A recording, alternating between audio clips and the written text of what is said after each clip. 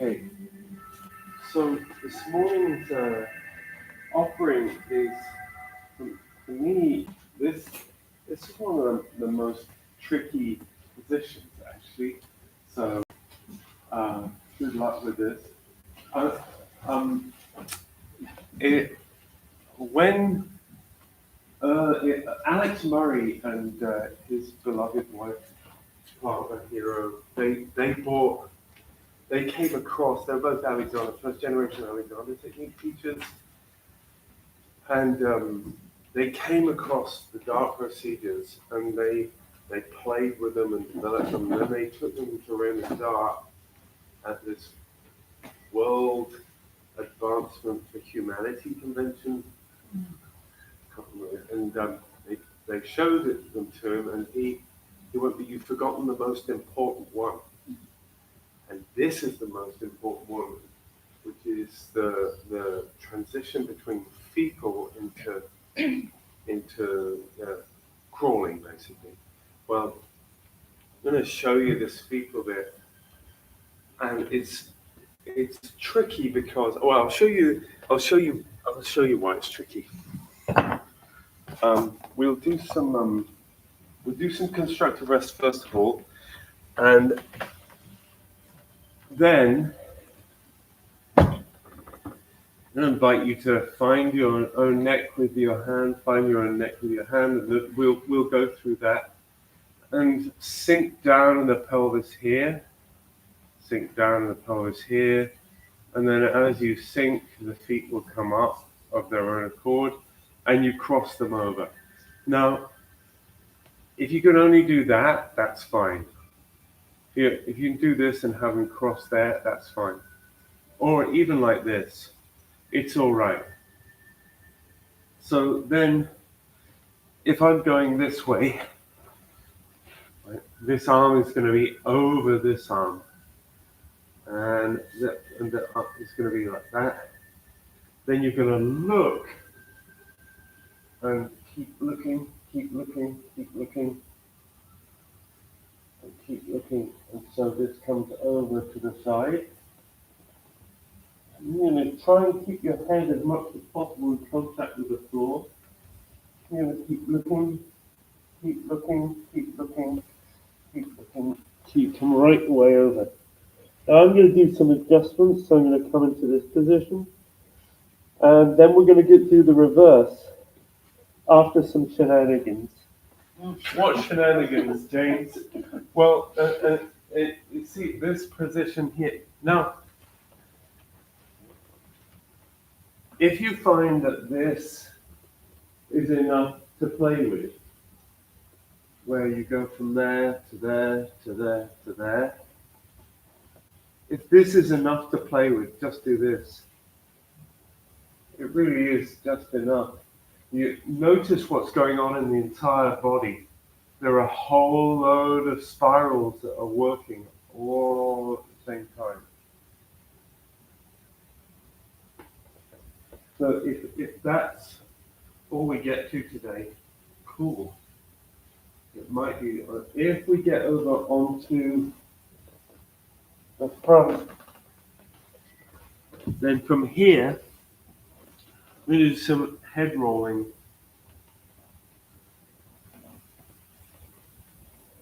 So you can either just do some gentle head rolling like this,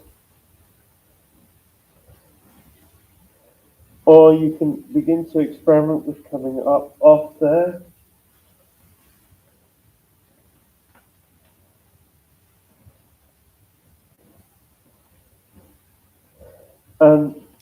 And then going back to the ground is also a challenge. If I go like this and I continue, see my legs in the way, so then it goes like that.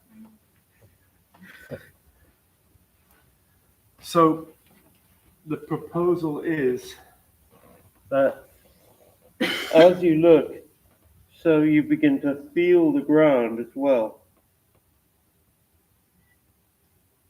I might just scoot that leg under there and then roll over. Yeah. Yeah. Yeah. Awesome. That is Easy peasy. Yeah. That's fetal rolling. So I'm gonna just talk and walk you. Oh, and there's this, which we'll do first of all.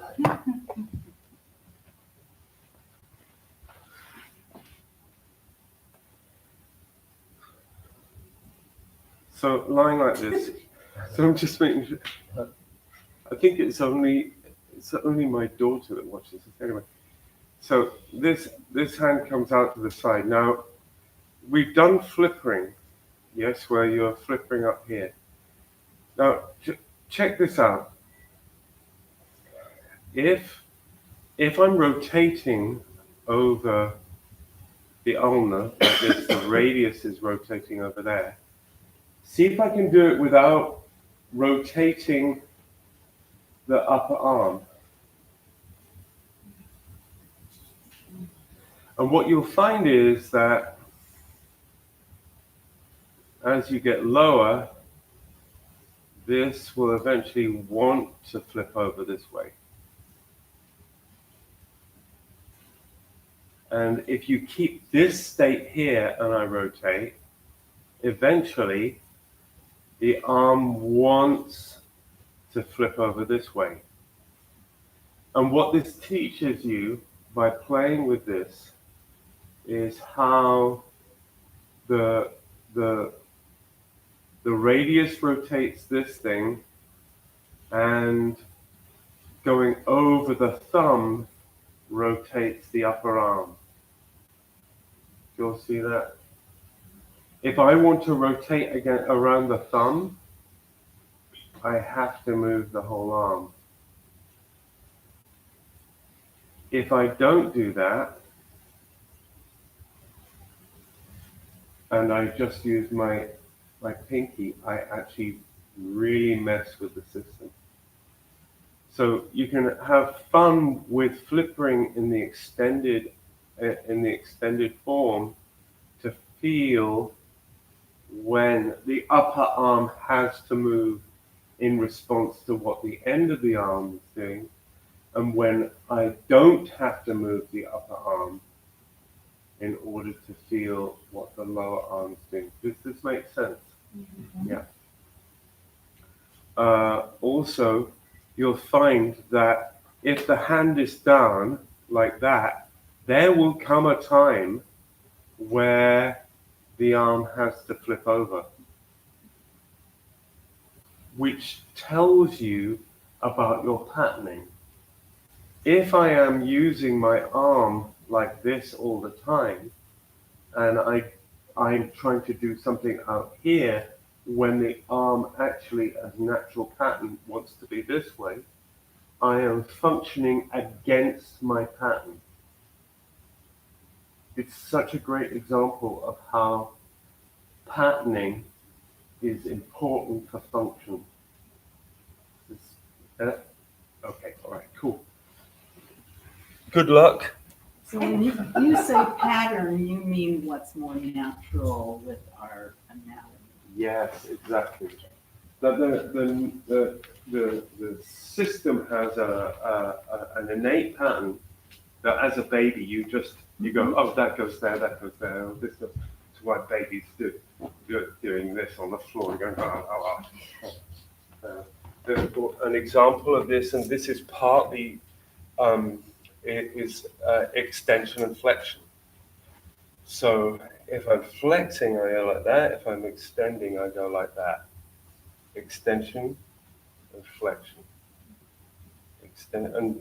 So my pattern knows that. Extension. Flexion has changed. Huh? Well, right, flexing. Flexing. Extension is out. That's extension, opening. Yeah.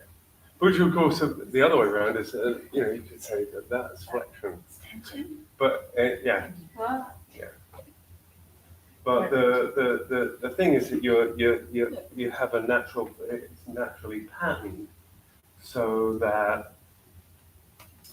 if you go against that natural pattern, you end up in having pains, and I'm wondering why. And going to a chiropractor, he goes, "That's why," and then you go back again a week later because you're still practicing the against the natural pattern. So anyway, come and lie down in constructive rest.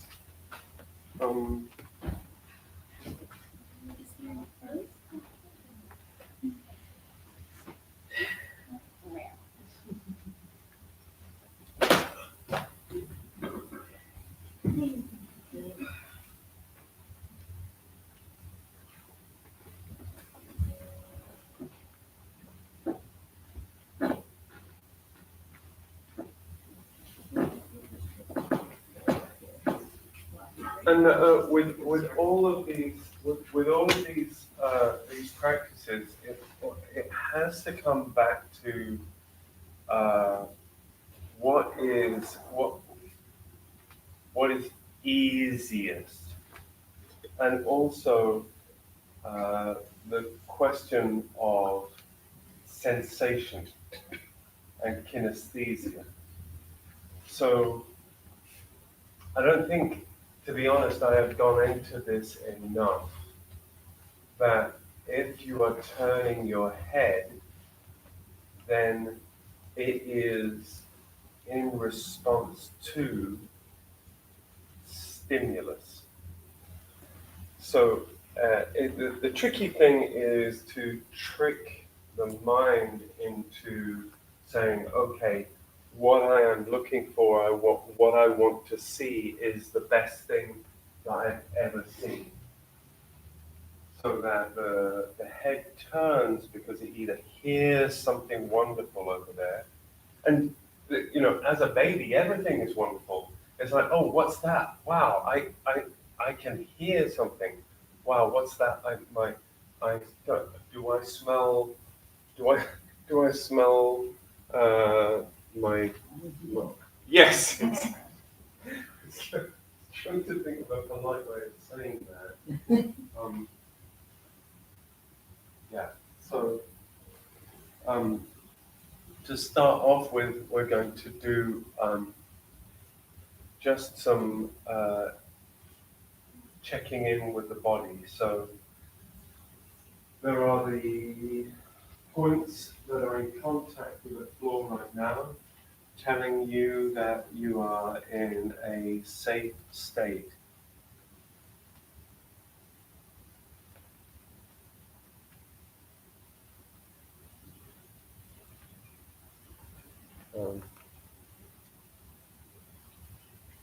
And that is, of course, the point on the back of the head.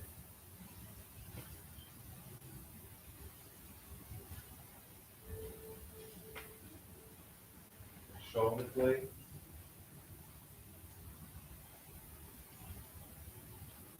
And tracking the connection between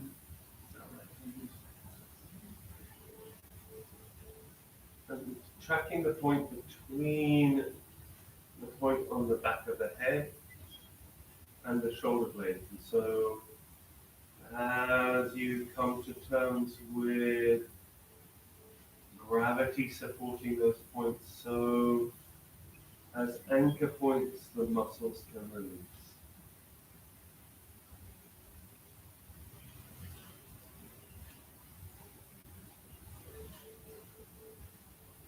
Yeah.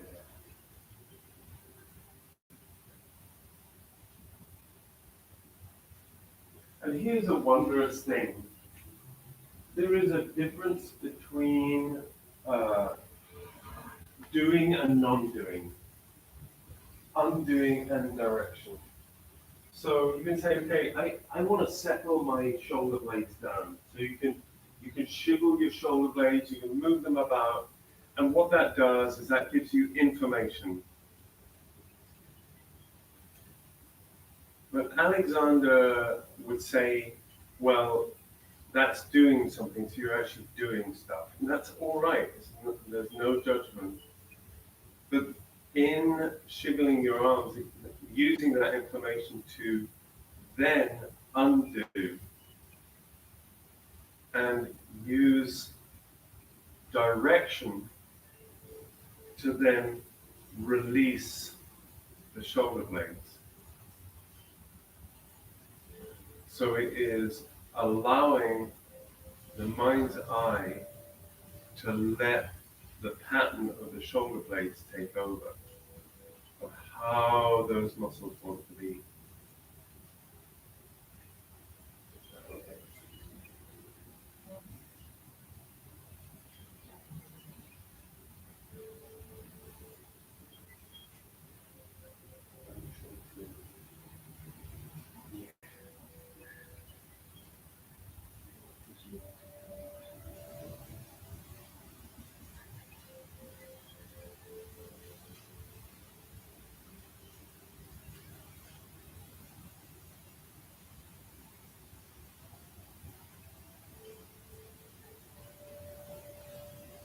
A really extraordinary thing about this patterning that we're talking about, um, or bringing our mind's eye to in this situation,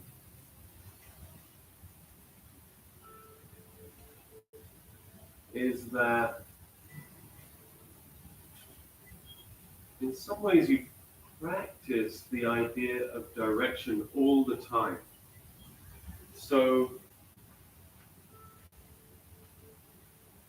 if a worrying email appears or a perplexing text appears, the body instantly brings direction.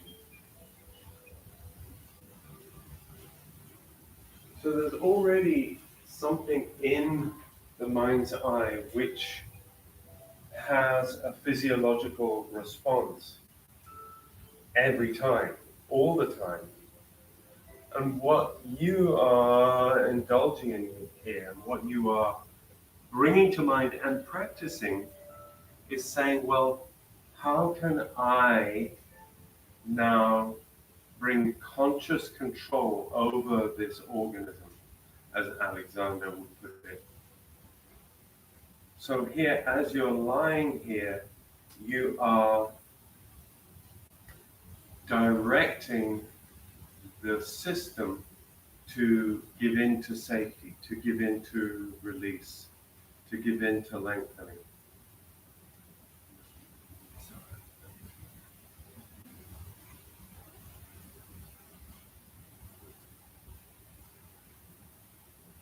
Okay, so we've got those 2 points of the shoulder blades.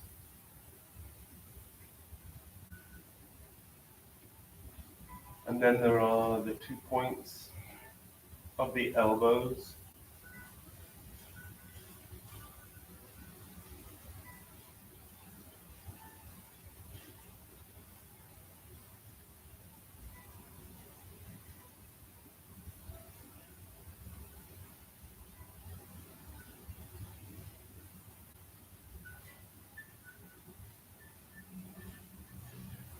And then there are the 2 points of, or 3 points, or whatever is in contact with the floor in the basin of the pelvis.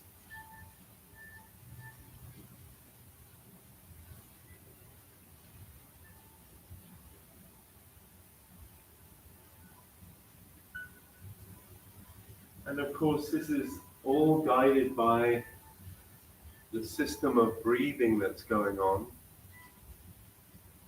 So on the in-breath, you are allowing the mind to scan the system.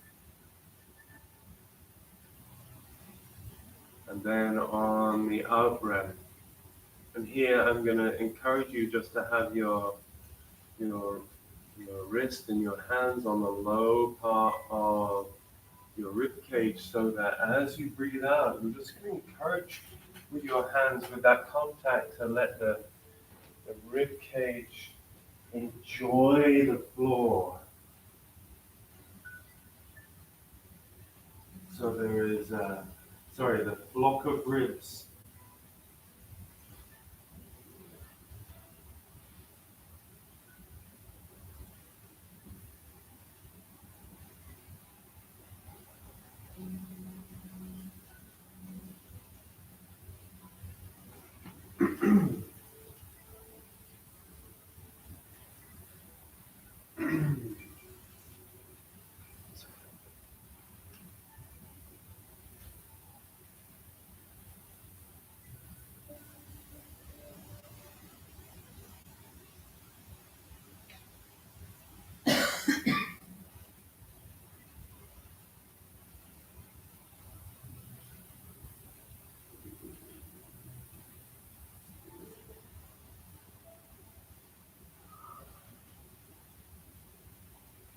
And then you're going to bring your mind to your feet. So there is the point behind the big toe, that soft pad. There is the length of flesh behind the little toe. And then the heel.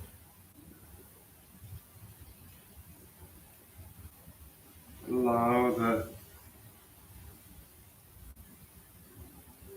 foot to enjoy and sense the floor. So since we're talking about sensations, definitely going to be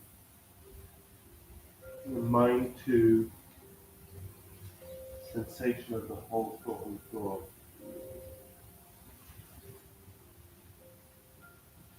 And one of the advantages, of course, of allowing the whole foot to sense the floor is that it gives that platform for the tibia and the fibula to feel itself sink into the floor, and that gives freedom for the calf. Also, it means that the femur can find the connection to the pelvis. And the outcome of that is that the knees will go away. They will float up to the ceiling.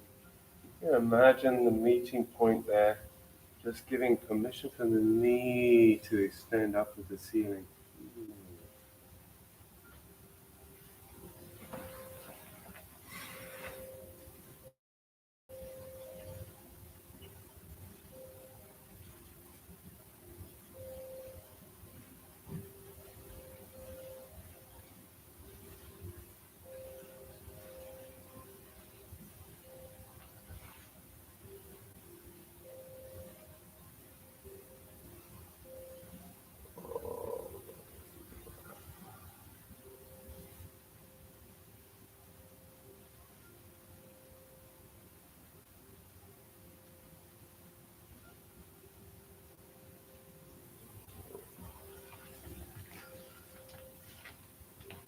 So now,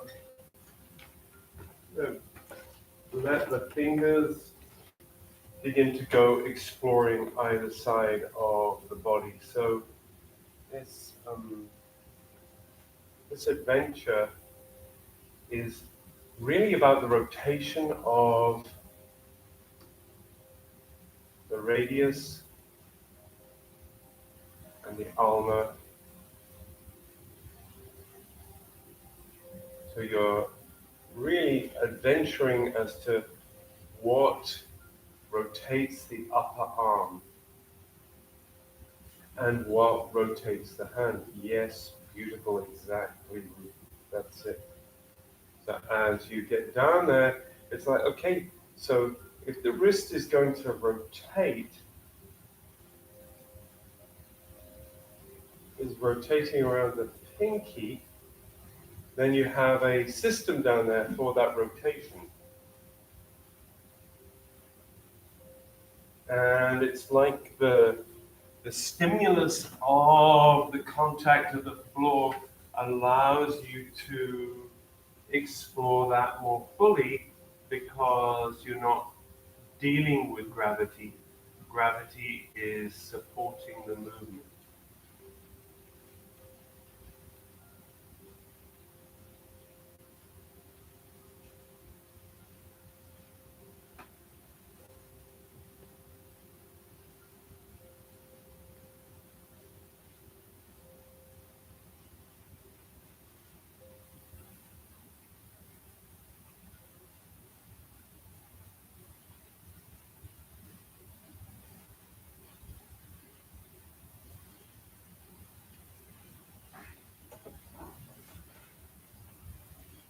Yes, exactly.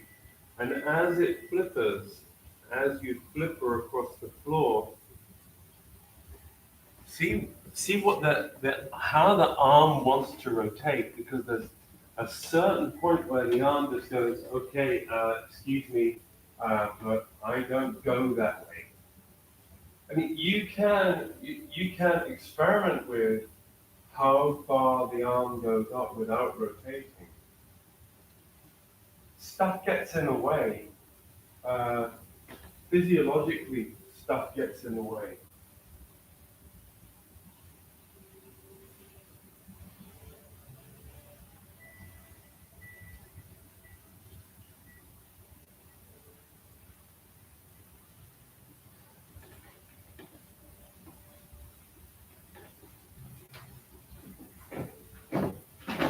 Yeah, beautiful adventures going on here.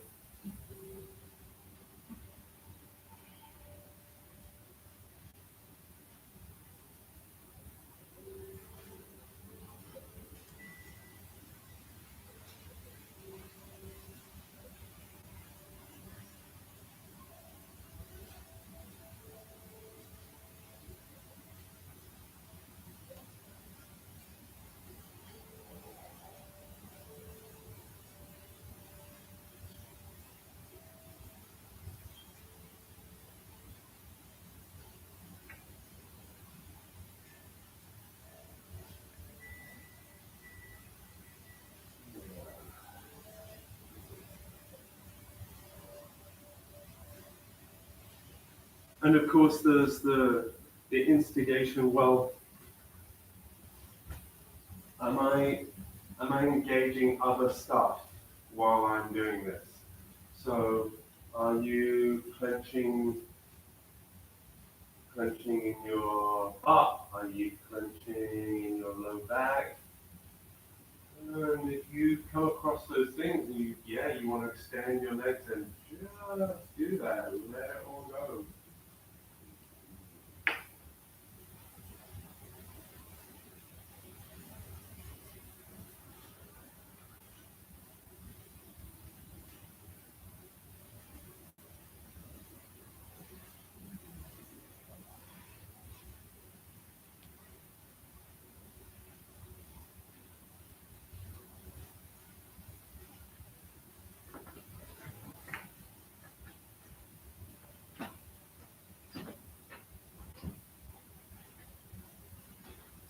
Use your hand.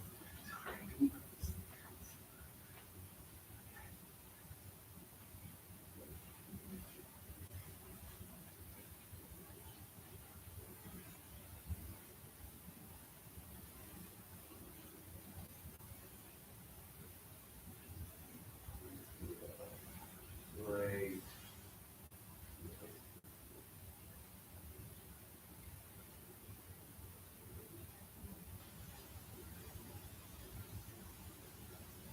Oh yeah. That. Yeah.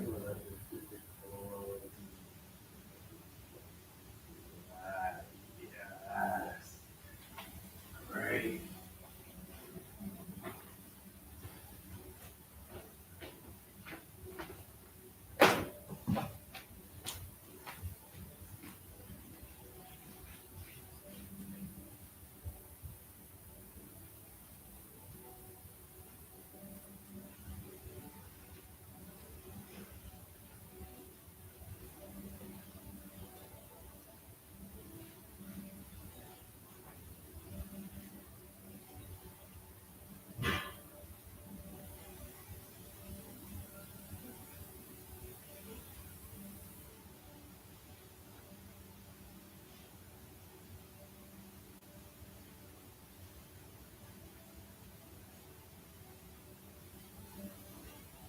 knew there's something missing. It was my coffee.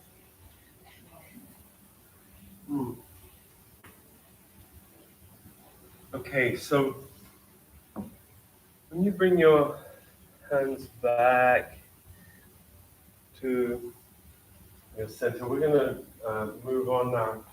I think we should do this one other thing. We're going to do a little bit of flipping with the legs. So what you're going to do is raise your toes up. Just bring your toes up and try and keep the soft pads behind the toes still on the floor.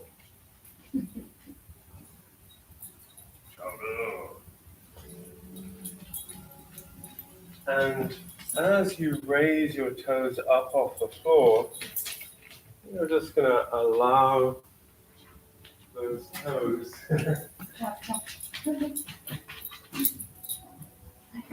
allow those toes one by one to come back down onto the floor, as if they're feeling the floor.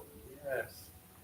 So see if you can feel the little toe, then the toe next to it, and next to it, and next to it, and let them unfurl across the floor.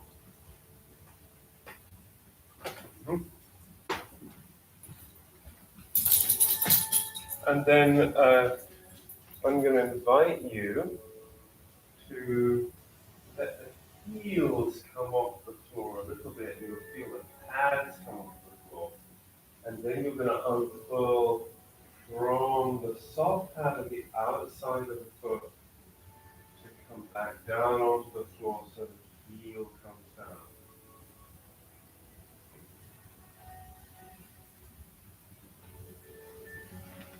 So bring the whole, allow the knee to come up to the ceiling, and you'll feel the toes come into contact with the floor.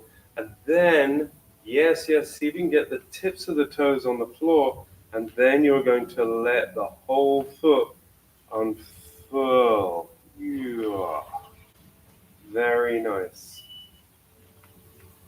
Yeah.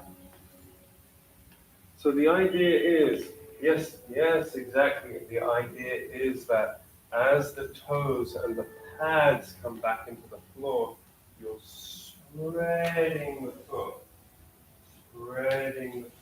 across the floor. Beautiful. And rather than thinking, oh, I've got to pull on this now, imagine the knee going away from the toes, going away from the pelvis, and that creates the space for the toes to come onto the.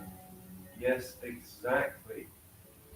And you can play with the difference between the two sensations. The sensation of when you point the toes and you go, I know this is from dance, and I'm going to point my toes and bring my knees up to the ceiling. So feel what that feels like, and then unfurl the foot across the floor. And this time when you do it, you can imagine the pelvis sinking down so it finds the ground. The toes seek the floor, and the knee floats away from both points as a result up to the ceiling. Yeah! And then as you unfurl that back down onto the ground, you're feeling the pads and give you the information they're in contact with the floor. And the heel gives information from contact with the floor. Both efforts are necessary, but one can become a habit. It's all information for choice.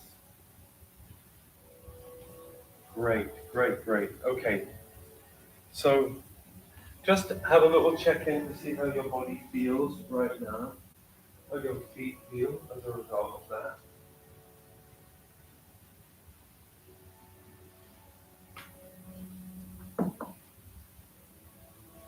And see if you can track the feeling between the 3 points of the foot on the floor base of your pelvis. We talked about those points. The base of your pelvis. And that point that's in contact with the foot. I'm just going to give you a little feeling of that.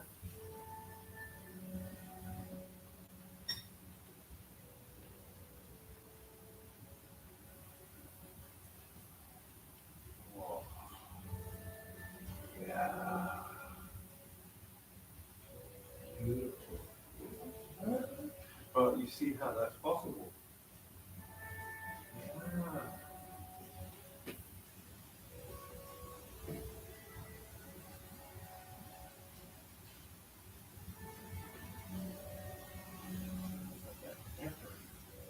Yeah, yeah, yeah.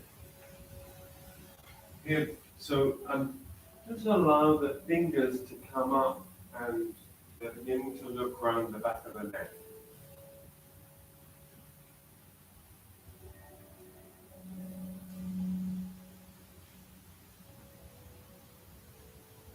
And then let the elbow come across the top. And this is like the beginning of the fetal position.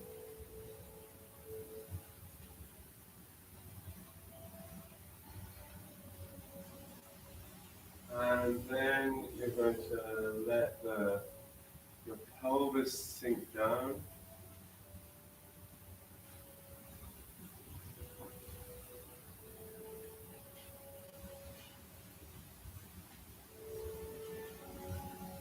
Yeah. And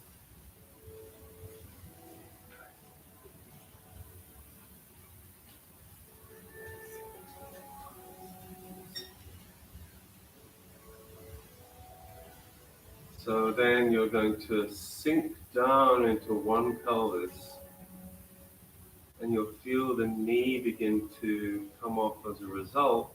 And then you sink down into the other pelvis, and then you'll feel that will extend the knee even further, and you can do the thing for both legs.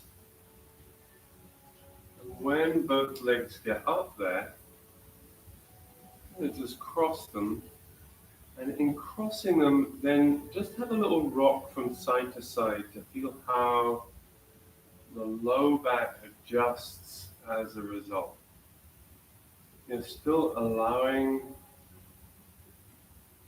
the pelvis to sink down. Now, there used to be a song that some great voice teacher used to sing in response to this.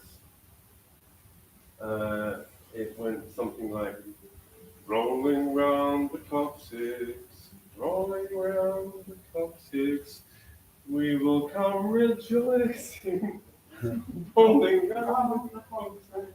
Oh, you know that one, Jackie, because you taught it. Yeah, that great teacher being Jackie Dandino. So here, just explore that sensation, but only in so much that you find extension.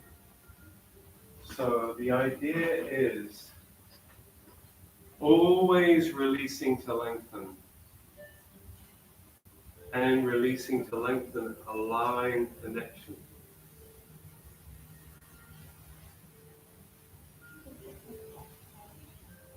I think that's a good idea.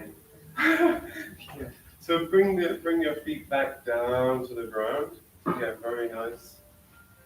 Let one hand come up to the back of the head. Yeah, hold that. Thank you for that, Sarah. Get that block out of the way. And there is an interesting aspect of this movement that you're about to embark on, is that as much as possible, maintain the contact of your head on the floor, because that will give you a sense of security.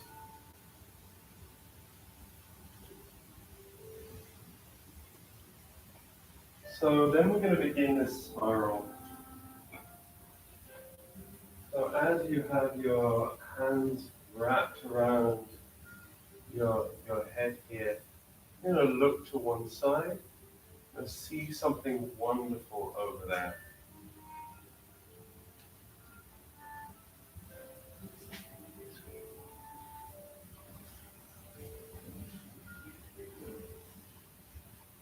Some people actually really find this very comforting.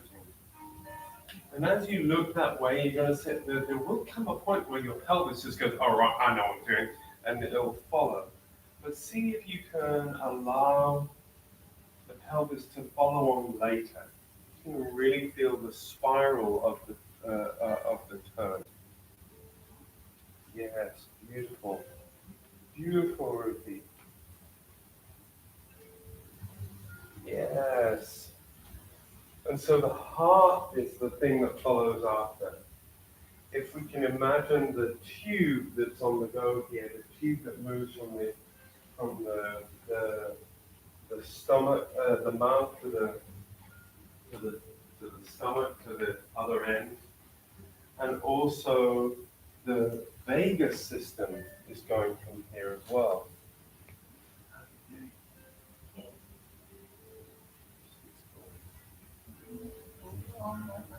Yeah. So there comes a point where there's a look towards the floor that allows the movement to happen. Yeah. But we're not going to go all the way up. We're going to go to the other side first. So then to give that neck a squeeze. To give it a feeling, a sensation of movement, and then you're going to look the other way.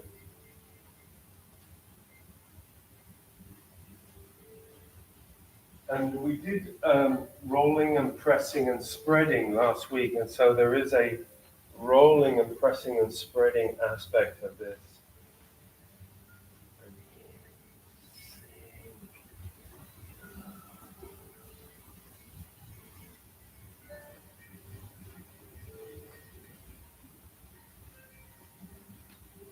Oh, some great exploration going on here.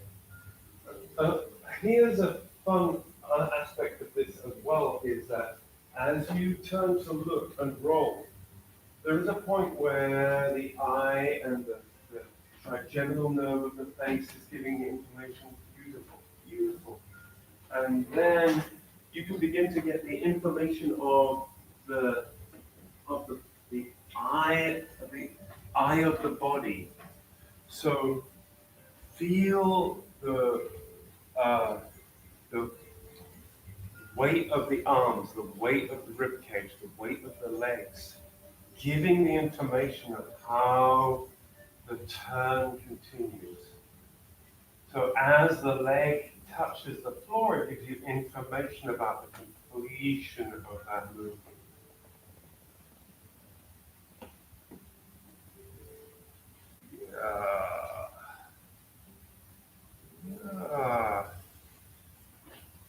And of course, there's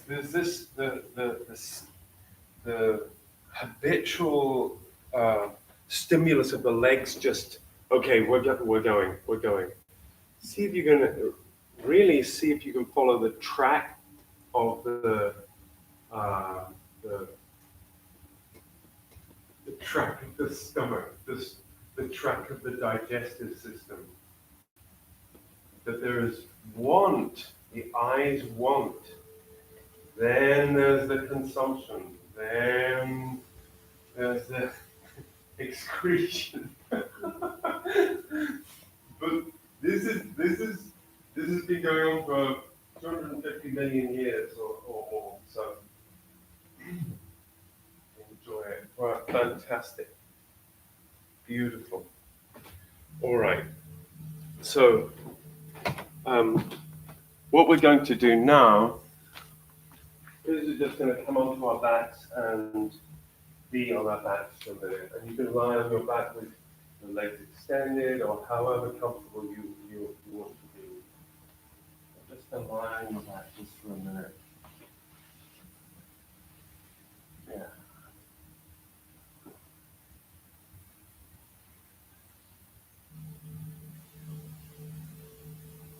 just track what is going on in the body at the moment.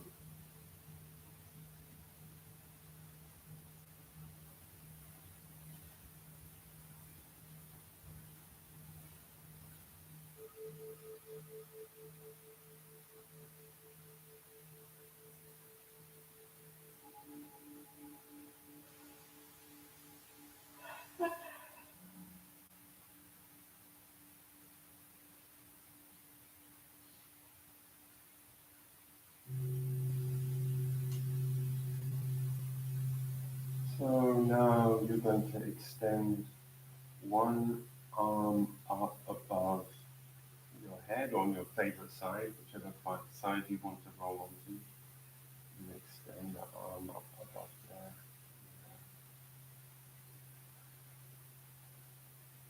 there. And the opposite leg, you're just going to fold at the knee. You're going to sink down into the pelvis on the opposite side, fold in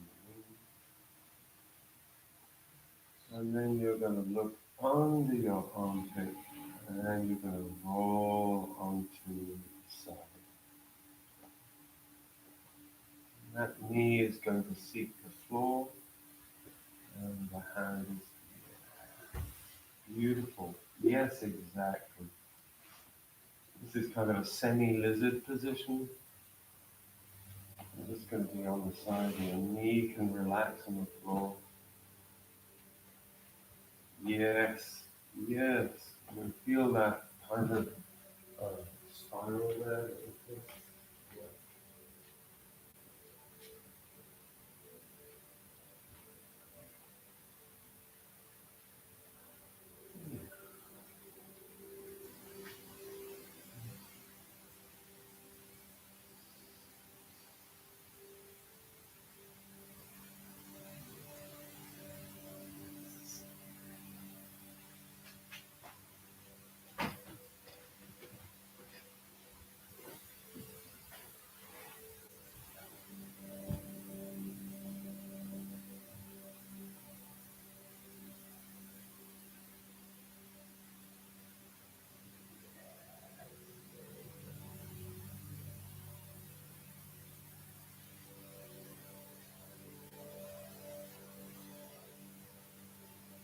Then you're going to look back the other way.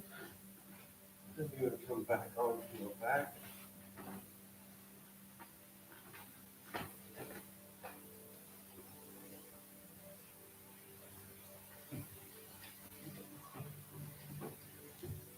And you're going to extend the arm up on the other side.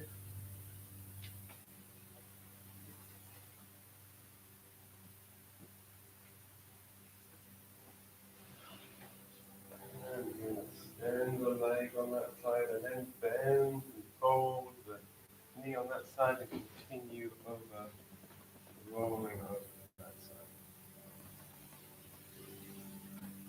Yeah.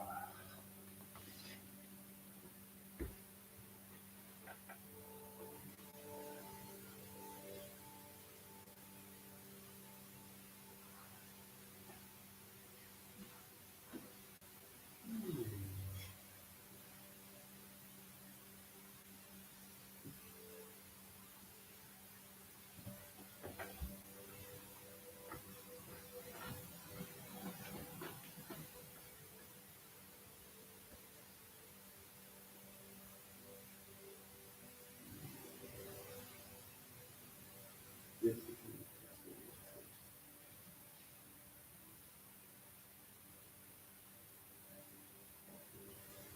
yes.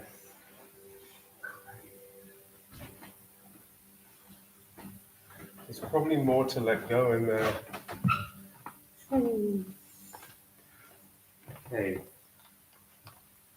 We're just going to do a little experiment, a little final experiment with this. And it's going to come completely onto all fours.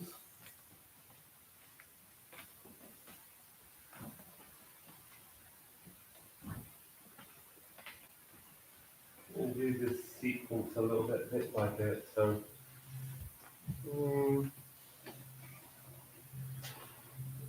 Just coming up onto all fours. You're gonna cross your legs behind you. Do a little halfway. We're just going to experiment with this, and then we'll come back to this again in the future. The whole thing about rolling from this position. You know, cross the legs behind you, and then let the elbows come down to the floor. You're going to cross the arms as you were lying on your back, yes. And then give yourself a little primary curve. So you're going to bring your head, scoot your head a little bit closer towards your knees. Yeah.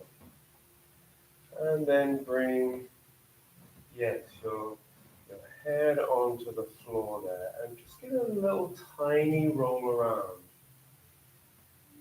Tiny roll, really tiny.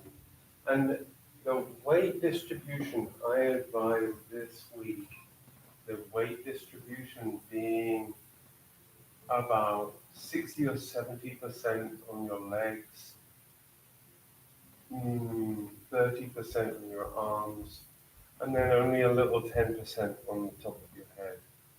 And just give that a little roll. And as you roll around the head, it's going to gently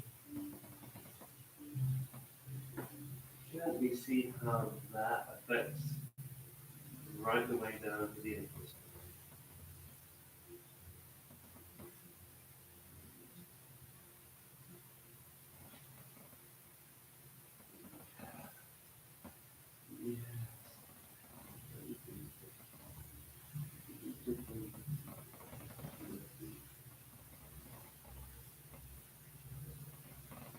Yes. And you can look under one armpit, you can look under the other armpit.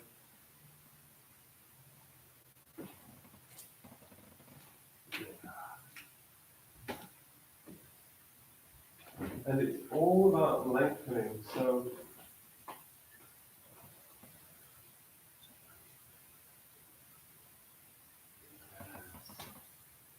lengthening around that primary curve there.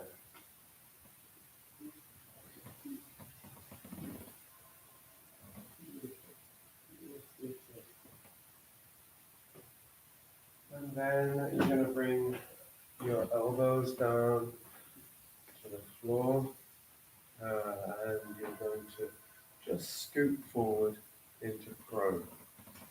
And then scooting forward to prone.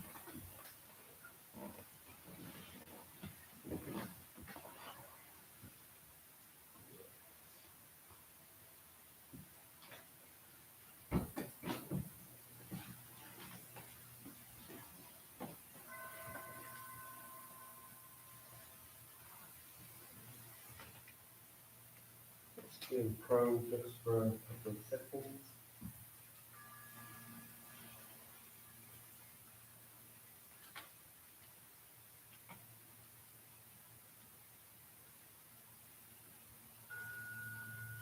Back the back and forward. Making contact with the floor. Lengthen along the spine. And just allow something to be seen out of one side, the corner of your eye, and look with the corner of your eye. And follow that instigation so the head just turns to one side.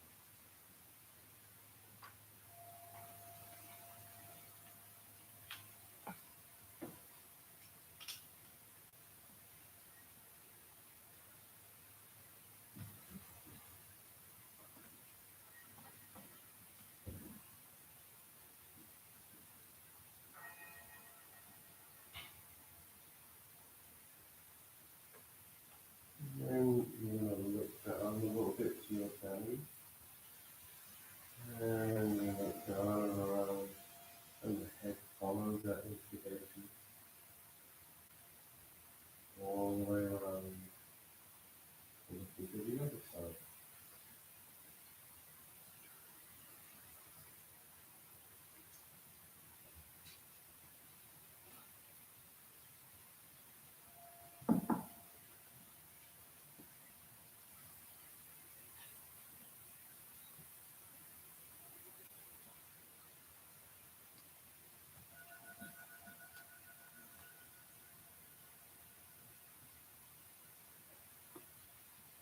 the way you're looking, you're just going to bring your hand up next to your shoulder line.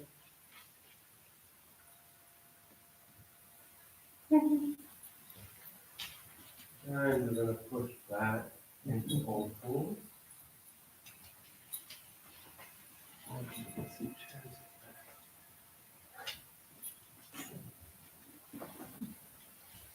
And then you're going to pull towards the chair that's there.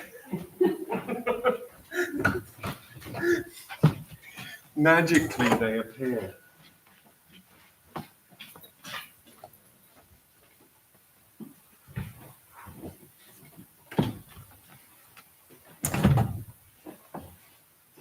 And I invite you to just imagine the spirals that have emerged as a result of that turning process exists in the ascension. It's kind of an essential join between being completely flat on the floor, flying away, and then twisting up so that these limbs move in opposition. Yes. Pull back all the way. Yeah.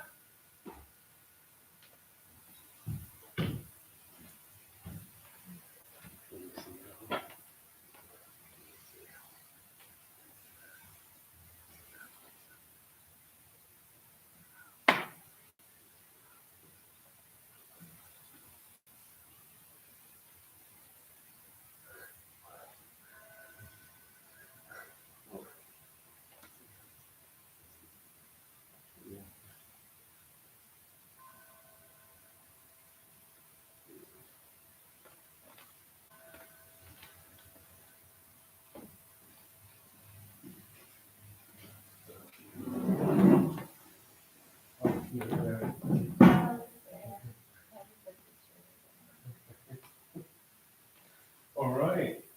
And you can either walk backwards away from the chair as that gives more information. Yeah.